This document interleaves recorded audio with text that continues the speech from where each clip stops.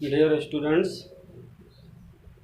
हम लोग class 12th में मैट्रिक्स के चैप्टर्स में पिछले 2 लेक्चर के सिलेबस में हम लोगों ने क्या पढ़ा है, डिफिनीशन और टाइप्स, और उसके बाद आपने पढ़ा है इक्वलिटी। ठीक है। आज के लेक्चर 3 में हम लोगों का उद्देश्य है addition, subtraction and multiplication of matrix को लर्न करना। ठीक है। तो सबसे पहले हम लोग स्टार्ट करते हैं जो है एडिशन ऑफ मैट्रिक्स से। देखा जाए कि एडिशन ऑफ मैट्रिक्स क्या होता है।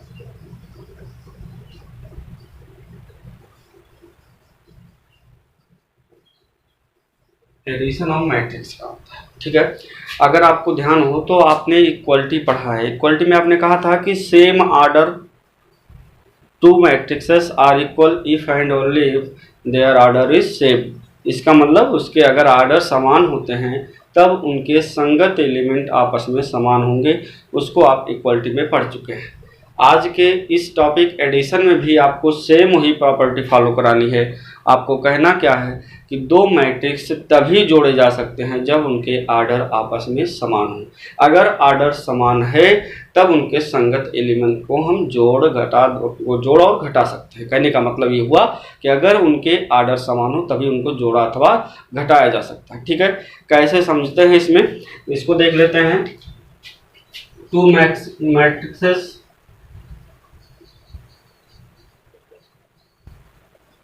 two matrices can be added if and only if their order will be same। 2 matrix तभी जोड़े जा सकते हैं, कैन बी एडेड तो तभी जोड़े जा सकते हैं जब उनके आर्डर क्या हो, आपस में समान हो। ठीक है। जैसे मान लिया गया if A is equal to AIJ M cross N and B is equal to BIJ M cross N। ये 2 मैट्रिक्स मान लिया गया कि 2 आपके सामने क्या है, मैट्रिक्स है। तब इनका जो ऐड होगा A प्लस B वो क्या होगा, AIJ plus BIJ M cross N के बराबर होगा। ठीक है। इतनी बातें आपको समझनी है कि 2 मैट्रिसेस आपस में तभी जोड़े जा सकते हैं जब उनके आर्डर क्या हो, समान हो। ठीक है। आर्डर समान होने का मतलब दोनों 3 क्रॉस 2, दोनों 2 क्रॉस 2, दोनों 3 क्रॉस 3 ऐसे मैट्रिसेस होना चाहिए जिसमें पंक्तियों की संख्या स्तंभों की संख्या के बराबर हो। तो इस प्रकार के मैट्रिसेस को हम जो है आपस में ऐड कर सकते हैं। इतनी बातें केवल याद रखनी है। जो मेन पॉइंट आपका है वो होना क्या चाहिए, ये आर्डर विल बी सेम, इनके आर्डर आपस में समान होना चाहिए। ठीक है। जैसे अगर आप चाहें तो एग्जाम्पल के रूप में हम समझ लेते हैं। अगर कोई matrix A is equal to दिया 2 3 4 5 और B इज इक्वल टू दे दिया 1 0 2 1, ये मैट्रिसेस है। इसको आपको ऐड करना है। तो ऐड करने का मतलब A प्लस B ज्ञात करना है। इसमें आपका 2 क्रॉस 2 है, इसमें भी 2 क्रॉस 2 है। आर्डर इनके सेम है, इसका मतलब इनको ऐड किया जा सकता है।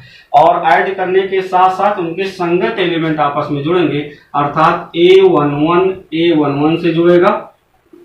ठीक है।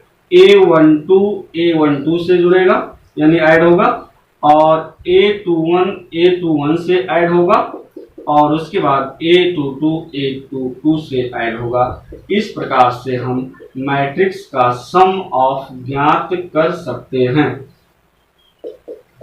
ठीक है। इस प्रकार से हम मैट्रिक्स का सम ऑफ ज्ञात कर सकते हैं। सिर्फ उनके आर्डर समान होने चाहिए। अगर आर्डर समान होंगे तब हम मैट्रिक्स को आसानी से जोड़ घटा सकते हैं। ठीक है।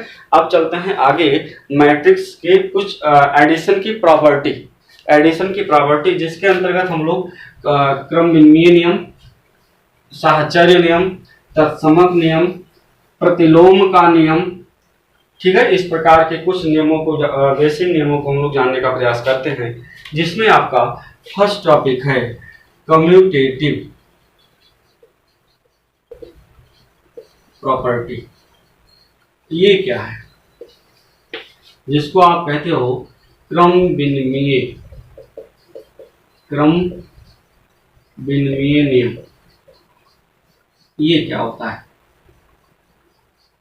ठीक है, क्रम विनिमय क्या होता है, हम लोग छोटे क्लासों में पढ़ चुके हैं, इन सारी बातों को छोटे क्लासों में पढ़ी जा चुकी है। बशर्ते ये है कि जो है हमको थोड़ा सा अपने मैट्रिक्स के सापेक्ष इसको पढ़ना है। ठीक है, इसमें क्या है, जैसे मान लीजिए क्रम विनिमय नियम क्या कहता है, योग का क्रम विनिमय नियम, यहां से आपको होना चाहिए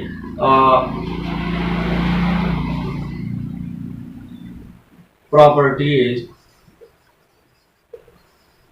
ऑफ सम ऑफ मैट्रिक्स या एडिशन मैट्रिक्स।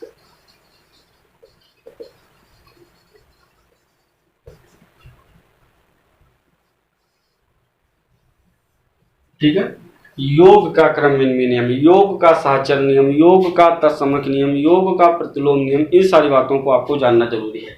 तो योग का क्रम विनिमय नियम क्या कहता है, क्रम पलटने पर रिजल्ट वही रहे, क्रम पलटने पर रिजल्ट सेम रहे, तब वहां पर आपका जो है योग का क्रम विनिमय नियम लागू होता है, कम्यूटेटिव लॉ होल्ड होता है। ठीक है, जैसे आपने पढ़ा है कि 2 + 3 = होता है 5, इस और 3 + 2 = होता है 5। तो कहा जाता है कि नेचुरल नंबर के सापेक्ष कम्यूटेटिव लॉ होल्ड करता है, संतुष्ट होता है, फॉलो करता है। ठीक है, हमको यहाँ पढ़ना है कि क्या कहते हैं मैट्रिक्स, दो मैट्रिक्स आपके सामने हो और उन दोनों मैट्रिक्स का एडिशन अपरिवर्तित रहे जब उनके क्रम को बदलने पर उन ऐड ज्ञात किया जाए, यानी कि जो है समेशन ज्ञात किया जाए। ठीक है, जैसे आप कहेंगे लेट टू मैट्रिक्स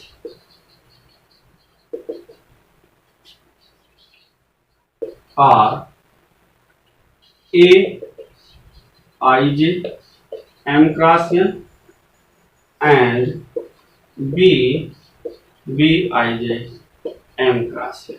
ठीक है, दो मैट्रिक्स आपके सामने हैं, तो A + B क्या होगा, A + B होगा A ij m × n plus B ij m × n।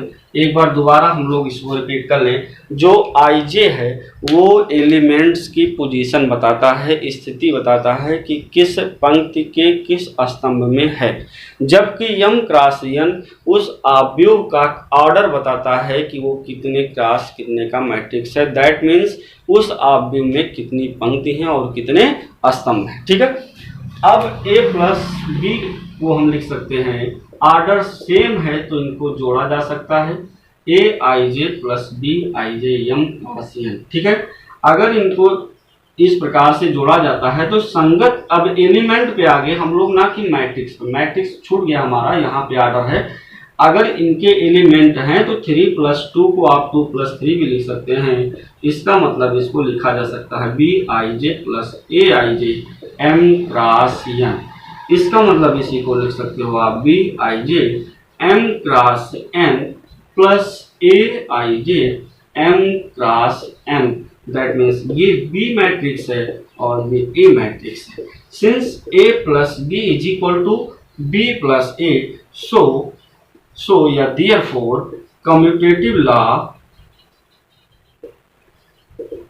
Commutative property या लॉ भी गुड होल्ड, अच्छी तरीके से फॉलो करता है अंडर एडिशन इन मैट्रिक्स। ठीक है, यानी कि जो है हमारा कम्यूटेटिव लॉ वो क्रम विनिमय नियम, योग का क्रम विनिमय नियम, यहाँ ध्यान रखिएगा योग का क्रम विनिमय नियम, क्योंकि हम लोग जो है एडिशन मैट्रिक्स की प्रॉपर्टी को पढ़ रहे हैं। ये गुड होल्ड हो यानी कि अच्छी तरीके से संतुष्ट करता है किसमें, कम्यूटेटिव लॉ में, कम्यूटेटिव लॉ के एडिशन मैट्रिक्स में। ठीक है, अब अगला आपको पढ़ना है इसमें एसोसिएटिव प्रॉपर्टी। इसे में आपको पढ़ना है एसोसिएटिव प्रॉपर्टी।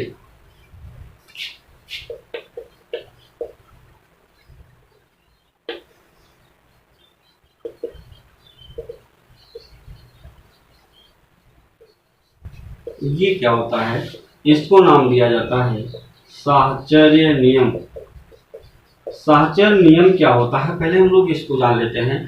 हम लोग जो है पिछली कक्षा में पढ़े हैं, क्या पढ़े हुए हैं कि जो साहचर्य नियम होता है पूर्णांकों के सापेक्ष, इसमें 3 राशियां होती हैं। कितनी राशियां होती हैं? 3 राशियां होती हैं। धनात्मक पूर्णांक है तो तीनों धनात्मक पूर्णांक होते हैं, ठीक है। इसमें होता क्या है कि इन्हीं 2 को जोड़कर नेक्स्ट यानी थर्ड को जोड़ा जाए, वही मान आना चाहिए जब अन्य किसी 2 को जोड़कर शेष बचे हुए को जोड़ा जाए, ठीक है। ये कहलाता है एसोसिएटिव प्रॉपर्टी, यानी a प्लस बी का मान c में ऐड किया जाए और b प्लस c का मान a में ऐड किया जाए। अगर ये प्रॉपर्टी फॉलो होती है तो इसी को कहा जाता है कि एसोसिएटिव लॉ होल्ड करता है, यानी संतुष्ट करता है, सेटिस्फाई करता है। आपको क्या करना है, मैट्रिक्स में पढ़ना है, तो मैट्रिक्स में हम लोग 3 मैट्रिक्स मान लेंगे और तीनों मैट्रिक्स का ऑर्डर कैसा होगा, सेम होगा, क्योंकि सब में प्लस आना है और प्लस आना है इसका मतलब जोड़ना पड़ेगा, और जब जोड़ना पड़ेगा तो उसका ऑर्डर सेम होना चाहिए, ठीक है। तो इसमें आइए कुछ मान लेते हैं मैट्रिक्स में। छोटी छोटी प्रॉपर्टी है, इसको बहुत ज़्यादा विशेष इंपॉर्टेंट है नहीं, समझना आपको थोड़ा ज़रूरी है बस। इस पर आधारित जो प्रश्न है वो आपके लिए इंपॉर्टेंट होंगे। यहाँ है let A is equal to A I J M cross N B I J M cross N and C I J M cross N are 3 matrices, ठीक है। ये 3 मैट्रिक्स माने गए हैं, ठीक है। अब आप ऑर्डर चाहे सेम लिखें और चाहे एम क्रॉस एन आपने यहाँ पे ऑर्डर दिखाया, इसका मतलब सेम है, आप लिख भी सकते हैं आप सेम ऑर्डर, ठीक है। अब आप कहेंगे इसलिए ए प्लस बी प्लस सी, ऐसा कुछ करते हैं, यानी ए प्लस बी को ऐड करके सी ऐड करते हैं, ये लेके चलते हैं। अगर हम लोग b प्लस सी ऐड करके a के ऐड वाले पार्ट को पा जाएंगे तो हमारा एसोसिएटिव लॉ होल्ड करेगा, ठीक है। तो a plus B plus C is equal to क्या होगा, a का मान क्या है, a का मान है a I J M cross N plus B I J M cross N, ठीक है। इसको ऐसे कर सकते हैं आप, और उसके बाद plus C I J N cross N matrix आप मान सकते हैं।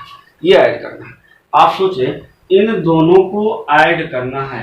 ऐड करने का मतलब क्या हुआ कि A I J plus B I J, A I J plus B I J M cross N हुआ, और प्लस सी आई जे, ये क्या होगा, एम क्रॉस एन मैट्रिक्स, ठीक है।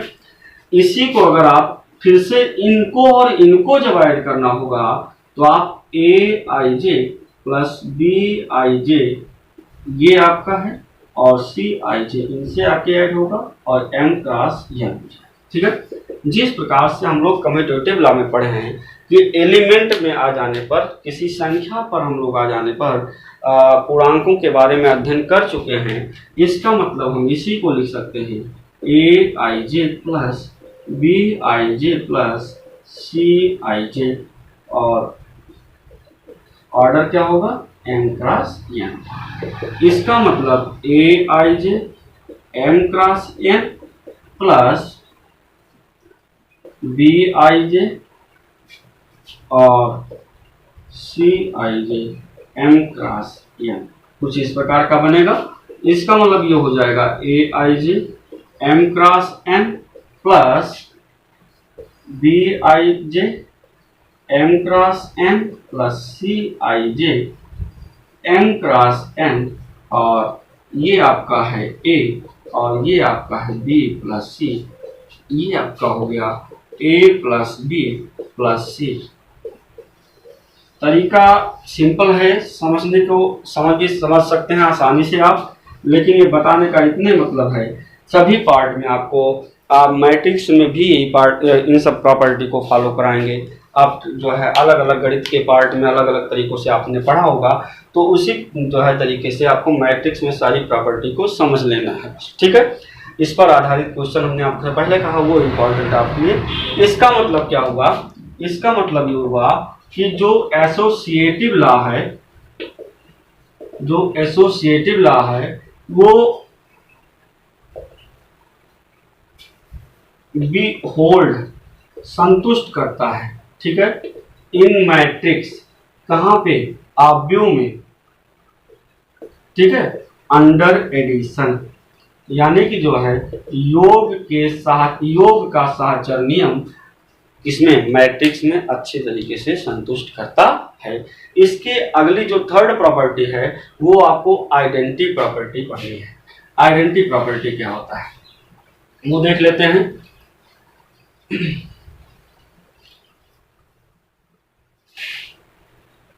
आइडेंटिटी प्रॉपर्टी, ठीक है, इसको थोड़ा सा पहले आप समझ लें कि पिछली कक्षा में आप क्या पढ़ चुके हैं।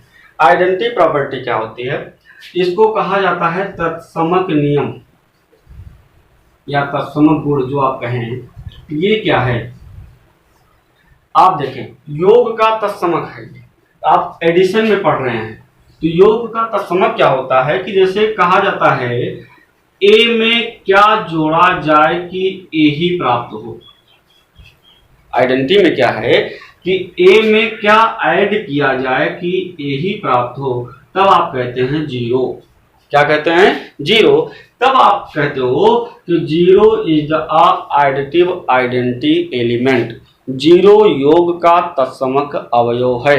तो यहाँ आपको जीरो कहना नहीं है, क्योंकि यहाँ आप मैट्रिक्स पढ़ रहे हैं और मैट्रिक्स में आप जीरो मैट्रिक्स पढ़े हैं, जिसको आप नल मैट्रिक्स भी कहते हो। ठीक है, तो हम लोग एक ही कोई मैट्रिक्स मानेंगे और उसमें किसी भी नल मैट्रिक्स का ऐड करेंगे, यदि हमारा वही मैट्रिक्स आ जाता है तो जो नल मैट्रिक्स है, जो जीरो मैट्रिक्स है, वो क्या कहलाएगा, वो कहलाएगा एडिटिव एलिमेंट, तत्समक अवयव ऑफ मैट्रिक्स अंडर एडिशन। ठीक है, ये सारी बातें आपको जाननी है।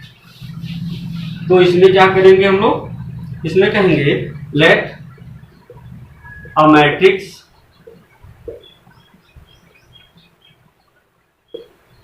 Aij M cross M and 0 is a null matrix। ये लिखना जरूरी है, जीरो मैट्रिक्स लिखिए आप, नल मैट्रिक्स इसको आप जीरो नहीं बोलेंगे, ये आपका शून्य अवयव है। ठीक है, देन क्या होगा, a plus zero is equal to, A लाना है, ए को आपने कहा Aij M cross N plus zero भी आपका क्या है, M क्रॉस N का कोई एक मैट्रिक्स है। ये दोनों जब जुड़ेंगे तो ये हो जाएगा Aij plus zero M cross N, that means Aij M cross N, that means A, यानी A plus zero is equal to A। Equation number first. Similarly आप बोल सकते हो, similarly zero matrix plus A is equal to A होगा, और आप कह सकते हो कि from equation first and second जो जीरो है इसको आप ब्रैकेट में लिख सकते हैं, null matrix is a identity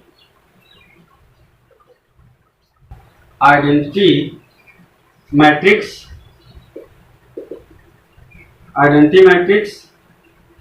under addition. ठीक है, यानी जो जीरो यानी जो नल मैट्रिक्स है वो आइडेंटिटी एलिमेंट है, आइडेंटिटी मैट्रिक्स है, किसके अंडर में, एडिशन के अंदर में।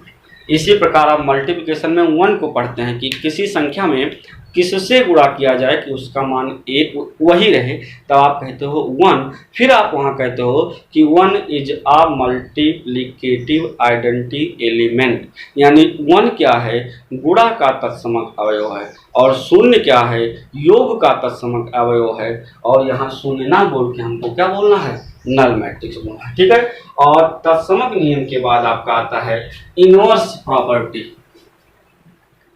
इनवर्स प्रॉपर्टी क्या है देखते हैं। इनवर्स प्रॉपर्टी में क्या होता है, फिर थोड़ा सा पीछे हम लोग चलते हैं। इनवर्स प्रॉपर्टी में पढ़ते क्या है वो देख लें। इनवर्स प्रॉपर्टी, ठीक है, इनवर्स प्रॉपर्टी में क्या होता है, आपसे कहा जाता है कि कोई संख्या है मान लो 5, इसमें क्या जोड़ा जाए कि आइडेंटिटी एलिमेंट आ जाए।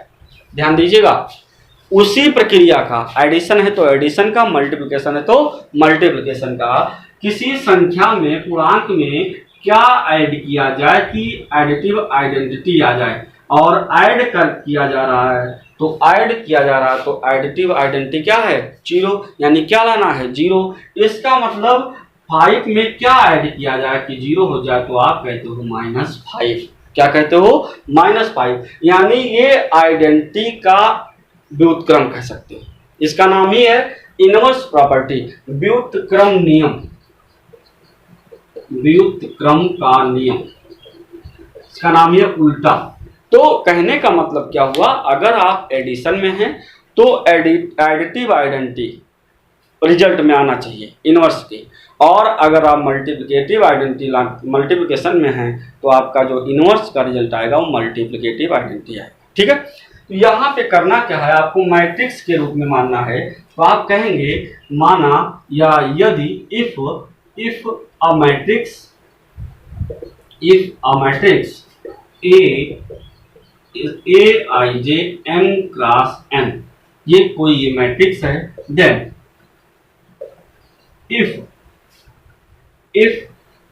a plus minus a is equal to 0, ये क्या है 0 नहीं है, ये आपका है null matrix.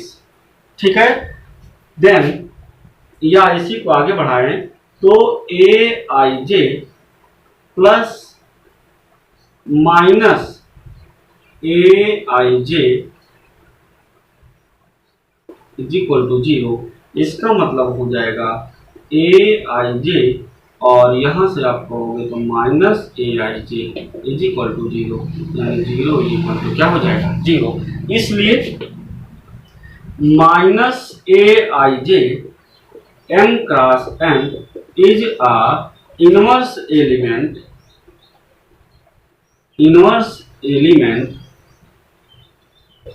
Of A is equal to Aij m cross n under in matrix under addition. ठीक है, यानी कि जो माइनस Aij है वो प्लस Aij का क्या है इनवर्स एलिमेंट है, व्युत्क्रम का अवयव है, इसमें अंडर एडिशन में। ये सारी छोटी छोटी सी प्रॉपर्टी है, सारी बातों को आप केवल समझते चलिए। मेन इंपॉर्टेंट आपका जब आप प्रॉब्लम सॉल्व करेंगे तो वहाँ काम लगेगा इसका। ठीक है, लेकिन यहाँ समझना ये है कि जब हम एडिशन मैट्रिक्स की प्रॉपर्टी को पढ़ें तो व्युत्क्रम यानी इनवर्स का रिजल्ट जो आपका है वो एडिटिव आइडेंटिटी आनी चाहिए, और जब आप मल्टीप्लिकेशन पढ़ें तो वहाँ पे जो इनवर्स का रिजल्ट आना चाहिए वो मल्टीप्लिकेटिव आइडेंटिटी आनी चाहिए। ठीक है, एक और इसमें है, इनवर्स के बाद आपको पढ़ना क्या है, कैंसलेशन लॉ।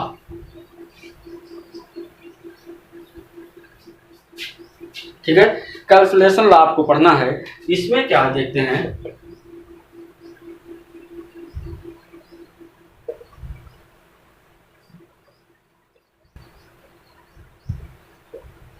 इसको कहा जाता है निरसन का नियम। क्या कहा जाता है इसको कहा जाता है निरसन का नियम। निरसन का नियम क्या होता है वो आइए जानते हैं, इसमें कैसे इसको समझा जाए। यदि आपके पास, नाम से थोड़ा सा स्पष्ट है, देख लें, कैंसलेशन यानी कहीं ना कहीं ये कैंसल से होगा, कहीं ना कहीं ये काटने से होगा। ठीक है, ये क्या होता है आइए देखते हैं। अगर आपके पास कोई 3 संख्याएं हैं A, B और C, ऐसे समझिए, अगर आपके पास कोई 3 संख्याएं हैं A, बी और सी। ठीक है, अगर आप ये कहें कि ए प्लस बी का मान बी प्लस सी के बराबर हो, ए प्लस बी का, अभी आपको केवल समझना है, ए प्लस बी का मान यदि बी प्लस सी के बराबर है तो यहां से क्या ए बराबर सी होगा। अगर ए बराबर सी हो जाता है तो यही कहलाता है निरसन का नियम, कैंसलेशन लॉ। ठीक है, ये आपको समझना है। तो यहाँ कैसे इसको समझेंगे हम लोग, ये हम लोग मैट्रिक्स के फार्मूलेट में समझेंगे। हम लोग 3 मैट्रिक्स मानेंगे और 3 मैट्रिक्स में इस प्रकार से इसको योग किया जाए, इसका कैंसलेशन करने पर, कैंसिल करने पर आपका किन्हीं 2 मैट्रिक्स के बराबर होना चाहिए। तो आइए समझते हैं। यदि A B C are 3 matrix of same order m cross n, अगर ये तीनों मैट्रिक्स जो है सेम ऑर्डर की है, ठीक है, इनका ऑर्डर समान है कितना, m क्रॉस n ऑर्डर है, then a plus B, then a plus B, इसका मतलब हम कह सकते हैं ऐसा कुछ कह सकते हैं, देन इफ, और यहां हम लोग मान लें let, then if a plus B is equal to B plus C हो, क्या हो, a plus B is equal to B plus C हो। आपको लाना क्या है, आपको लाना है a is equal to C.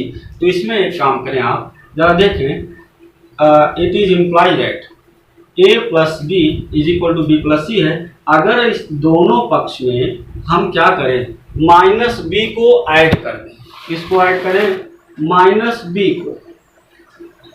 Minus B क्या है, माइनस बी एक आपका मैट्रिक्स है, ठीक है, जिसको आप कह सकते हो बी का एडिटिव इनवर्स, बी मैट्रिक्स का additive inverse matrix minus B होगा।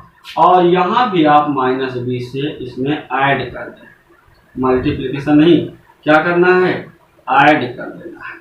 ठीक है, तो ऐड करने पर देखें आपका मिलेगा क्या, A plus minus B plus B, और यहाँ भी माइनस बी प्लस बी और प्लस क्या होगा, सी होगा, और ये जो आपका शून्य मैट्रिक्स होगा, ये शून्य मैट्रिक्स होगा, और ऐड होने पर ए इक्वल टू क्या हो जाएगा, सी हो जाएगा। ठीक है, इस प्रकार से आप ऑर्डर सेम है, किसी प्रकार का कोई प्रॉब्लम नहीं है एडिशन करने में। यहाँ पे करना क्या है, आप यहाँ कहेंगे कि जो है adding minus be on both side, दोनों पक्षों में माइनस बी को ऐड करने पर, बी क्या है, ये भी मैट्रिक्स है, कितने ऑर्डर का, सेम ऑर्डर का, जिससे ए बी और सी जितने भी ऑर्डर के मैट्रिक्स हैं तीनों आपस में क्या है, समान है। ठीक है, इसी प्रकार आप कह सकते हो कि अगर हमारे पास सिमिलरली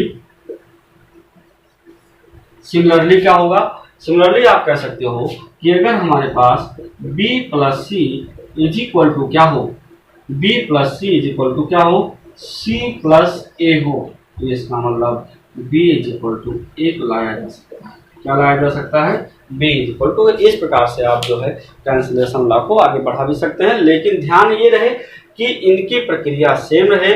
यहाँ पर एक ये चीज आपको लिखना आवश्यक है, क्योंकि आप एडिशन पढ़ रहे हो, ऑर्डर इसका समान है, ठीक है, तभी ये ऐड हो पाएगा। इतनी बातें आपको जानना जरूरी था, किसमें, addition of matrix.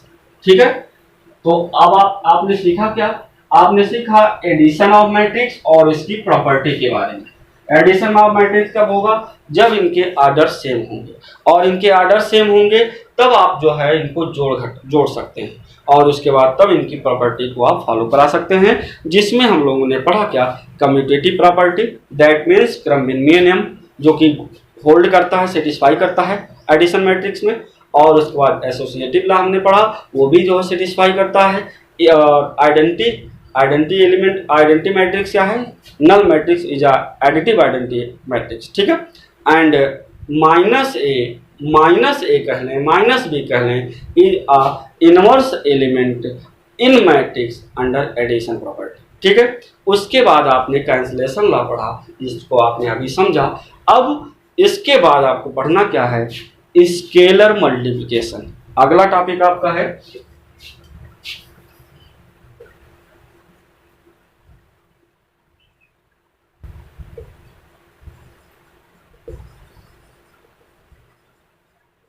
Scalar multiplication.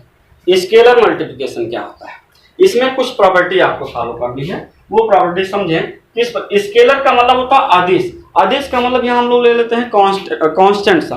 किसी भी कांस्टेंट का मैट्रिक्स में कैसे मल्टीप्लिकेशन कराएं, उसकी केवल आपको कुछ प्रॉपर्टी देख लेनी है, वो समझ लेना है। आप मैट्रिक्स को जब आप प्रॉब्लम सॉल्व करेंगे तो वहाँ अच्छे तरीके से आप समझ सकते हैं। देखिए, if A is a matrix of order m cross n such that A is equal to Aij m cross n and क्या ले लें, K and L also K and L are scalar। ये क्या है, एक दो अदिश राशियां हैं और A आपका क्या है, मैट्रिक्स है। तब इसका मतलब क्या होगा, इसका मतलब ये कह सकते हो आप कि अगर K और यहां पे कहा जाए K A को देखा जाए, या इसी को हम कह सकते हैं, ऐसे समझ लें K प्लस L और A को रखा जाए तो इसका मान KA प्लस LA होगा। यानी कि जो है अगर दो राशियों का योग हम मैट्रिक्स में मल्टीप्लाई करें तो उनके अलग अलग स्केलर का उस मैट्रिक्स में मल्टीप्लिकेशन का योग कहलाएगा। ठीक है, इसी के साथ साथ अगर यहाँ B मैट्रिक्स और भी रख दिया जाए, B मैट्रिक्स रख दिया जाए m क्रॉस n यानी सेम ऑर्डर का, तो A प्लस बी अगर आपसे कहा जाए, A प्लस बी में किसी स्केलर का मल्टीप्लिकेशन कराया जाए तो उसी स्केलर के अलग अलग मल्टीप्लिकेशन के योगफल के बराबर होगा। ठीक है, इस प्रकार से आप जो है इन प्रॉपर्टी को समझें। उसके बाद K और L अगर कोई एक स्केलर क्वांटिटी है, उसका गुणा कराया जाए मैट्रिक्स में, तब फिर किसी अलग जो है अचर राशि का गुणा कराया जाए, तो चाहे आप पहले दूसरे वाले राशि का करा दें तब फिर जो है सेकंड वाले राशि का कराएं, तब भी बात आपकी वही होगी जो आनी चाहिए। ठीक है, बस इतनी सी प्रॉपर्टी आपको बहुत ज़्यादा इंपॉर्टेंट, या बहुत इंपॉर्टेंट आपका गुणा करना ही है, लेकिन बहुत ज़्यादा आपको इसको बेसिक में नहीं जाना है। बस इतना समझिए कि मैट्रिक्स में जब हम स्केलर मल्टीप्लिकेशन करते हैं तो मैट्रिक्स के इंटरनल यानी एलिमेंट में सभी एक प्रकार से गुणा किया जाता है। कहने का मतलब क्या हुआ, किसी भी स्केलर क्वांटिटी का मैट्रिक्स में मल्टीप्लिकेशन उनके प्रत्येक अवयवों में मल्टीप्लिकेशन के बराबर होता है। ये आपका जो है स्केलर मल्टीप्लिकेशन की प्रॉपर्टी है, और इन तीनों प्रॉपर्टी को आप थोड़ा सा ध्यान दें, इस प्रकार से आप लगा सकते हो। ठीक है, इसके बाद अब मल्टीप्लिकेशन कैसे हो, most important topic of matrix. Matrix का मल्टीप्लिकेशन कैसे आप समझें, मैट्रिक्स का मल्टीप्लिकेशन कैसे आप करें, जिस पर आपको इनवर्स ज्ञात करना होता है, और इनवर्स आपके सिलेबस में एक लॉन्ग क्वेश्चन लेके आता है आपके बोर्ड एग्जाम की दृष्टि से। ठीक है, तो अब अभी तक जो भी प्रॉपर्टी थी, समेशन, एडिशन, ये सब आपके आसान सी टिप थी। ये बहुत ज़्यादा आपके जो है सिलेबस या आपके बोर्ड एग्जाम की दृष्टि से इम्पॉर्टेंट है। कुछ छोटे क्वेश्चन आ सकते हैं, संगत एलिमेंट को जोड़ना होता है, ऑर्डर समान होना चाहिए, लेकिन मल्टीप्लिकेशन में ऐसी कोई प्रॉपर्टी नहीं है। ठीक है, इसके पहले एक छोटी सी टॉपिक छूट रही है आपके सिलेबस में, ये है सबट्रैक्शन, मतलब घटाना। इसको हम कैसे करें, मैट्रिक्स का घटाना कैसे करें, मैट्रिक्स को कैसे घटाया जाए। अगर आपको जो है आपसे कहा जाए let A and B are two matrix of order m cross n, then A minus B. ये प्रॉब्लम आती है कि एडिशन में हम लोग क्या करते हैं, संगत एलिमेंट को ऐड कर देते हैं। तो सब्ट्रैक्शन में क्या होगा, कुछ नहीं होगा, सेम प्रॉपर्टी है। आप करेंगे क्या, ए लिखिए और यहाँ प्लस लगाइए, माइनस बी लिखिए, आपका एडिशन हो गया। करना क्या है, माइनस को आप सेकंड वाले मैट्रिक्स के साथ ले लीजिए, बीच में प्लस लगा लीजिए। माइनस को लेने का मतलब क्या हुआ, माइनस आपके सेकंड इस टॉपिक के अनुसार बी मैट्रिक्स के सभी एलिमेंट में माइनस का गुणा हो जाएगा, उसके बाद संगत एलिमेंट को आप ऐड कर देंगे, एडिशन की प्रॉपर्टी लग जाएगी। ठीक है, इतना काम करना है। लेकिन मल्टीप्लिकेशन को आपको समझना है, इसमें आर्डर की कोई बात नहीं होती है, आर्डर समान होने की कोई बात नहीं होती है, लेकिन कुछ विशेष शर्त है, मल्टीप्लिकेशन ऑफ मैट्रिक्सेस। ठीक है, इसको आप कैसे समझें, ये आपके टॉपिक के लिए इंपॉर्टेंट है।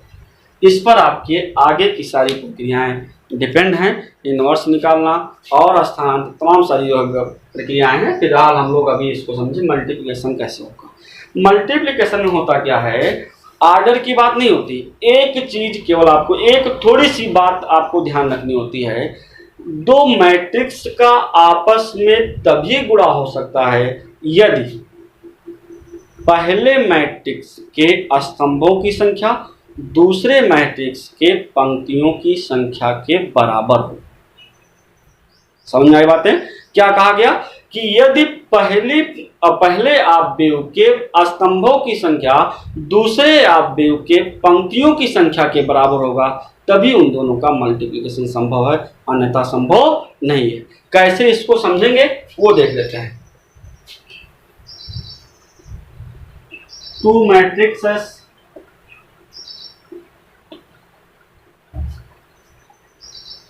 Can be multiplied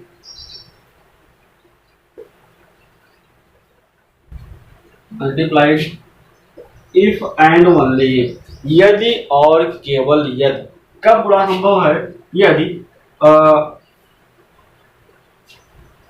to matrix A and B, ऐसा कहें, दो matrix A and B can be multiplied if and only if number of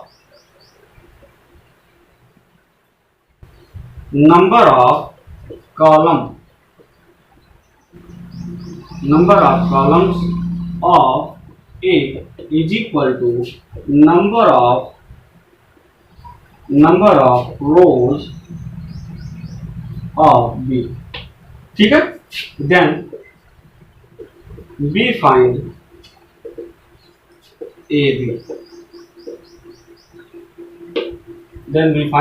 AB, यानी अगर हमारे पास दो मैट्रिक्स हैं ए और बी, आर्डर की बात नहीं की गई, आर्डर की बात नहीं की जा रही है, ये ध्यान रखिएगा। दो मैट्रिक्स ए और बी तभी मल्टीप्लाई किए जा सकते हैं जब ए के स्तंभों की संख्या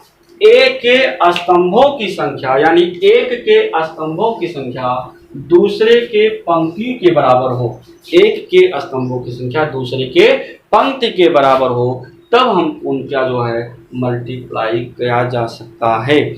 और मल्टीप्लाई करने का तरीका क्या है वो आपको आगे अभी एग्जाम्पल से समझाया जाएगा, बशर्ते अभी आप केवल दिमाग में ये रखिए, दिमाग में एकदम बिल्कुल आप बैठा लीजिए कि दो मैट्रिक्स का मल्टीप्लिकेशन तभी होगा जब पहले की पंक्ति की जो है, पहले के स्तंभों की संख्या दूसरे के पंक्तियों की संख्या के बराबर है। यदि आप पहला मैट्रिक्स ए मानते हो, दूसरा बी मानते हो, या आपको ए बी चाहिए, देखिए ध्यान से, अगर आपको ए बी चाहिए तो ए के स्तंभों की संख्या बी के पंक्तियों की संख्या के बराबर हो, तब मिलेगा आपको ए बी। अगर आपको बी ए चाहिए, A B not equal to B A in multiplication, अगर आपको बी ए चाहिए तो बी ए के कॉलम की संख्या और ए के जो है रोज की संख्या, यानी जो है दोनों में अंतर है, ए बी और बी ए में अंतर है। अभी आप आगे चलकर प्रूव करेंगे कि A B not equal to B A, जबकि हम लोग जनरल भाषा में साधारणतः संख्याओं में ये पढ़ते हैं कि A B equal to B A, लेकिन मैट्रिक्स में ऐसा संभव नहीं है,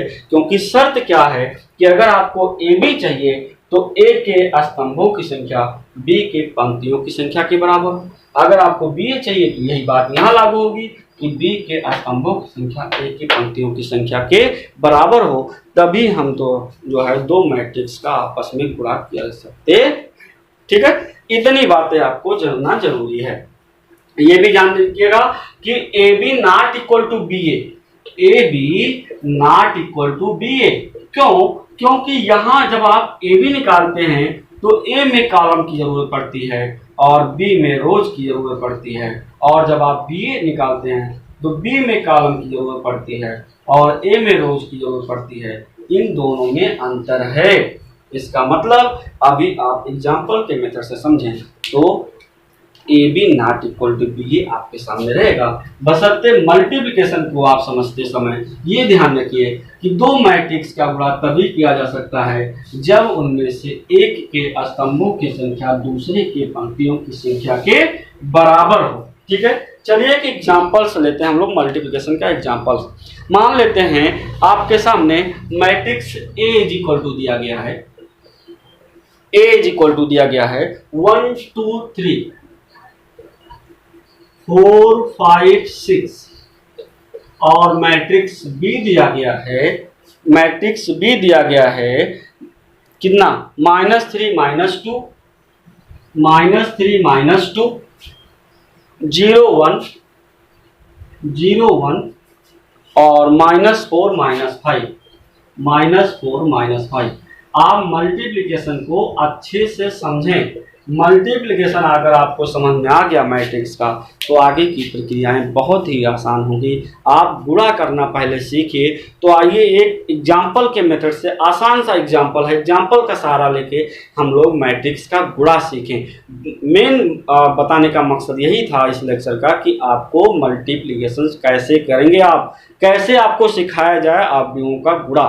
तो आइए देखते हैं। सबसे पहले हम लोग ये देख लें कि इनका गुणा संभव है कि नहीं है। क्या चाहिए? A B. अगर ए बी चाहिए तो ए के स्तंभों की संख्या बी के पंक्तियों की संख्या के बराबर होनी चाहिए। तो देखते हैं ए कितने क्रॉस कितने का मैट्रिक्स है, ए कितने क्रॉस कितने का मैट्रिक्स है, एक पंक्ति दो पंक्ति यानी 2 क्रॉस 3, एक स्तंभ दो स्तंभ तीन स्तंभ, यानी जो है ए आपका 2 क्रॉस 3 का मैट्रिक्स है। बी आप देख लें, एक पंक्ति दो पंक्ति तीन पंक्ति यानी 3 हो गया, एक स्तंभ दो स्तंभ यानी 2 स्तंभ हो गया। इसका मतलब ये 3 क्रॉस 2 है, यानी कि ये कौन सा मैट्रिक्स है, बी का आपका है 3 क्रॉस 2 ऑर्डर का और ए है 2 क्रॉस 3 का।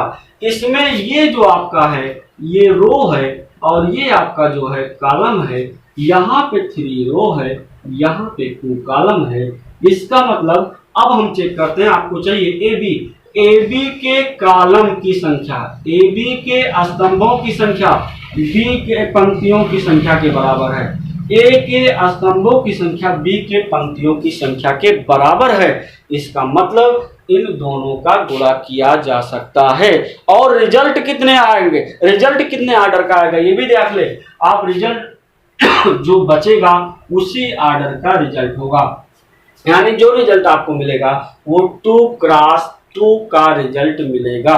कितने क्रॉस कितने का, 2 क्रॉस 2 का रिजल्ट बनेगा। जो ऑर्डर बचे हुए हैं उन्हीं ऑर्डर में आपकी मैट्रिक्स मिलेगी। आइए हम लोग गुणा सीखते हैं कैसे गुणा किया जाए। देखिए आपको ए बी चाहिए, ठीक है, तो हम लिख लेते हैं 1 2 3 4 5 6 मल्टीप्लाई बाई -3 2 -2 0 1 -4 -1। ठीक है, आइए मल्टीप्लाई करते हैं।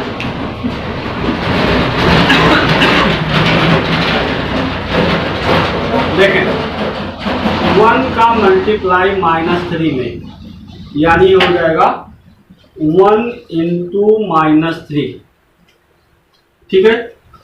2 का मल्टीप्लाई 0 में यानी +2 इंटू 0, ठीक है।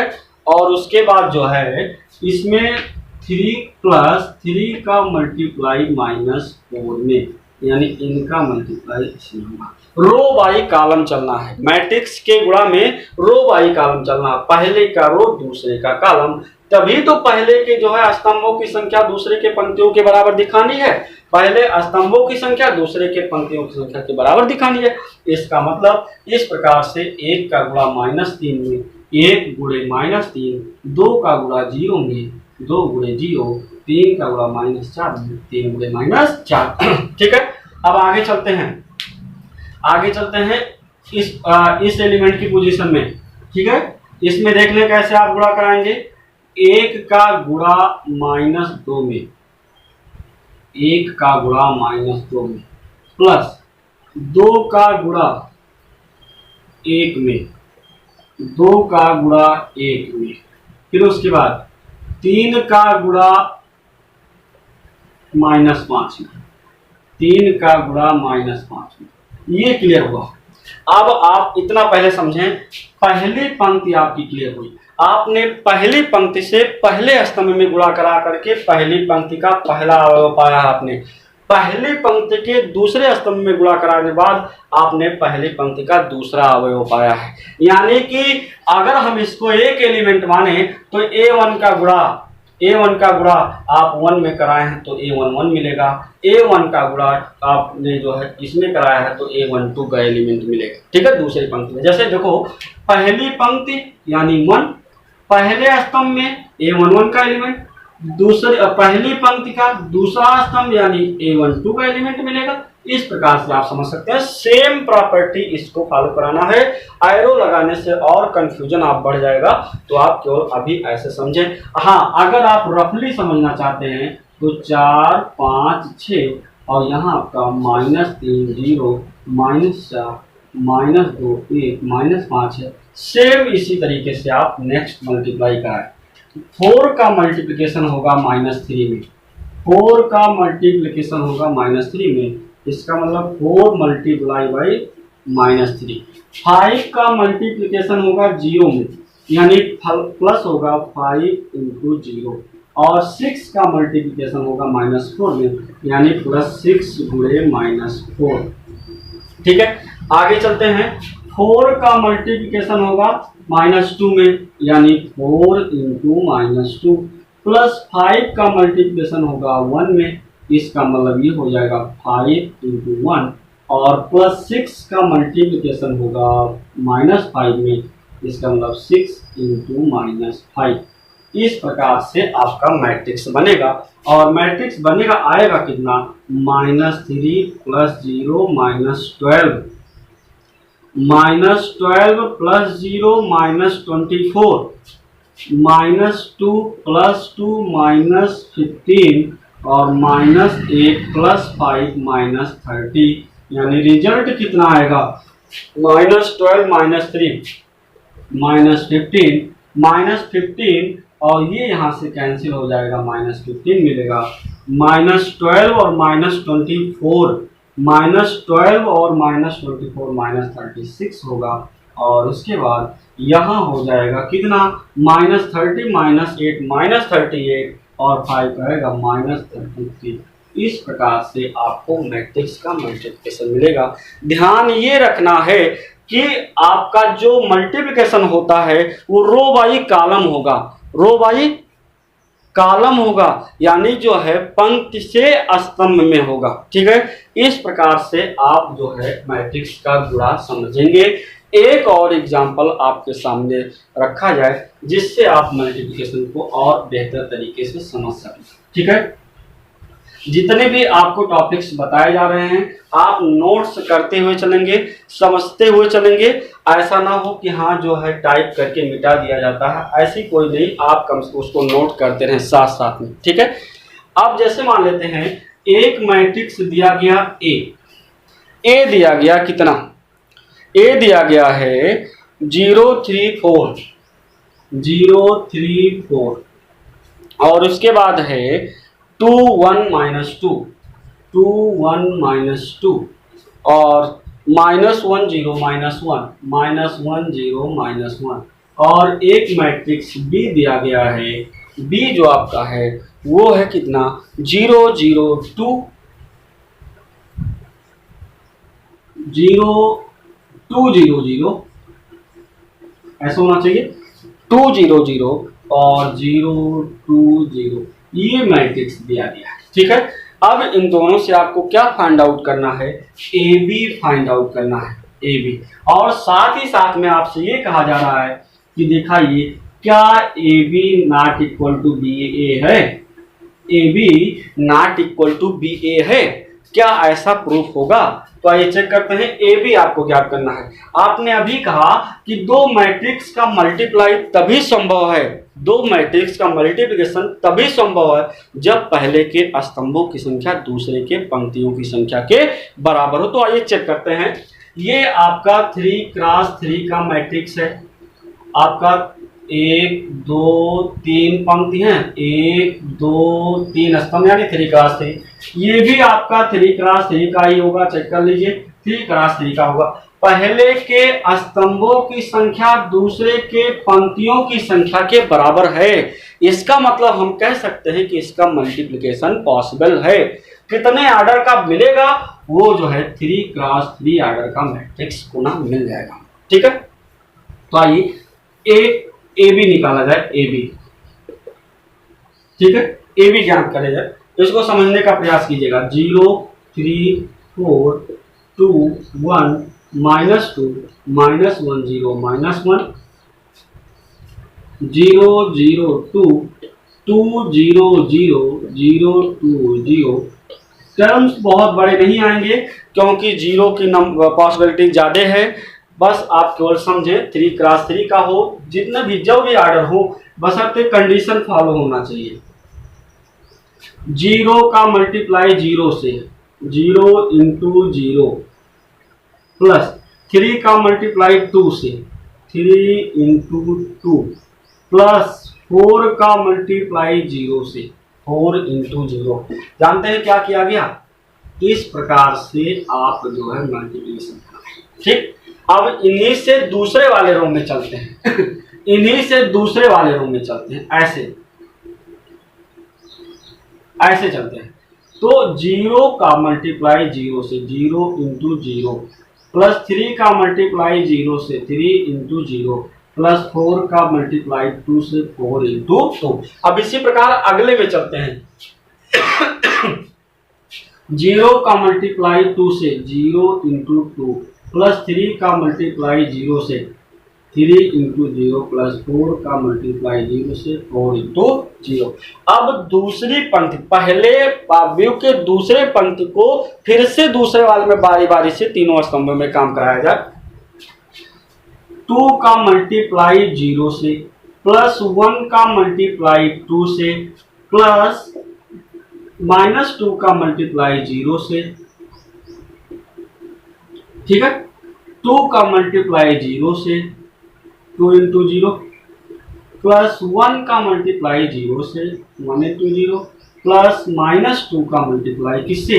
-2 का मल्टीप्लाई 2 से हो जाएगा, यानी -2 × 2।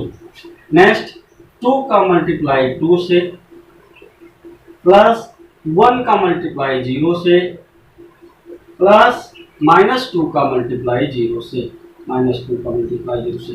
ध्यान से समझिएगा तभी ये हो पाएगा। मल्टीप्लिकेशन मोस्ट इंपॉर्टेंट टॉपिक है मैट्रिक्स का, और इसको समझना आपके क्लास में अगर आप पढ़ते हैं तो थोड़ा सा समय लगता है। ये तो आपका ऑनलाइन क्लास है, थोड़ा सा प्रयास करेंगे तो समझ में आएगा।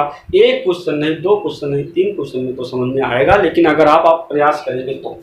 इसी प्रकार तीसरे पंक्ति को चलते हैं बारी बारी से तीनों स्तंभों में।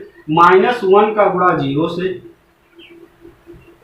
ठीक है, प्लस 0 का मल्टीप्लाई 2 से प्लस -1 का मल्टीप्लाई 0 से।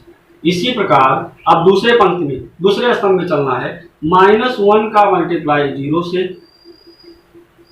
प्लस 0 का मल्टीप्लाई 0 से प्लस -1 का मल्टीप्लाई 2 से।